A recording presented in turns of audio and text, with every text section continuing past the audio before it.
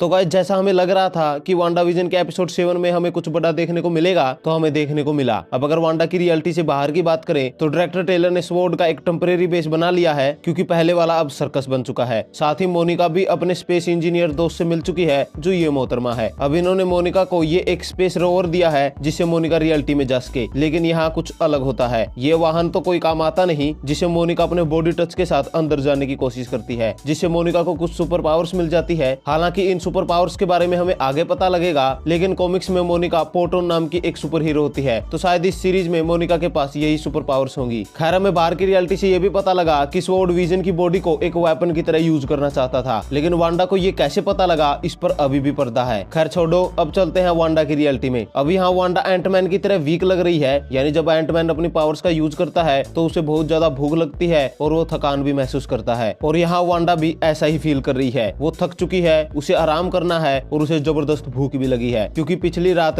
उसने अपनी पावर्स को बड़े स्केल पर यूज किया। तो हो सकता है कि जो भी ये वांडा से करवा रहा है वो शायद वांडा की पावर्स को एब्जॉर्ब कर रहा हो, और इसीलिए वांडा के घर में सब चीजें ग्लिच हो रही थी, क्योंकि अब वांडा की पावर रियलिटी को होल्ड नहीं कर पा रही। खैर फिर मोनिका रियलिटी में आने के बाद सीधे वांडा के घर में घुस जाती है, जिसपे वांडा भाव के स्टाइल में कहती है, पहली फुर्सत में निकल।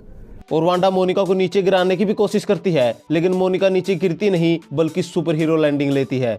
अब मोनिका के पास भी पावर्स हैं, तो वांडा मोनिका को रियलिटी से बाहर नहीं निकाल पाती, जिसके बाद एग्नेस मामले को संभालते हुए वांडा को अपने घर ले जाती है। अब यहाँ मोनिका को एग्नेस पर शक होता है, जिससे वो उसके पीछे पीछे जाती है। तो वहीं विजन होश में आने के बाद डार्सी लुइस से मिलता है और अपने उंगलियों के जादू से डार्सी को शो के कैरेक्टर से बाहर निकालता है, जिसके बाद doctor Darcy Age of Ultron से लेकर इन्फिनिटी वॉर तक की कहानी विजन को सुनाती है। साथ ही उसे बताती है कि यहाँ जो कुछ भी है वो सब फेक है, लेकिन वांडा उससे सच में प्यार करती है। जिसके बाद विजन फ्लाइंग जेट की पावर्स को कॉपी करके वहां से निकल जाता है। तो वहीं वांडा को एग्नेस के घर में कुछ अजीब लगता है। फिर वांडा एग्नेस से अपने बच्चों के बारे में पूछती है। दरअसल टॉमी और बिली एग्नेस के घर में खेलने आए होते हैं। तब एग्नेस वांडा को बताती है कि वो दोनों बेसमेंट में है, लेकिन जब वांडा बेसमेंट में जाती है तो वहाँ टॉमी और बिली नहीं होते, बल्कि एग्नेस अपने असली अवतार में होती है, और वांडा को बताती है कि उसका असली नाम एग्नेस नहीं बल्कि एग्नेथा हार्कनेस है, और वो भी एक विच है। जिसके बाद एग्नेस अपनी पावर से वांडा को दिखाती है कि कैसे वो सबको शुरू से कंट्रोल कर रही है। यानी यहाँ हर्ब को भी एग्नेस ने ही मैनिपुलेट किया था।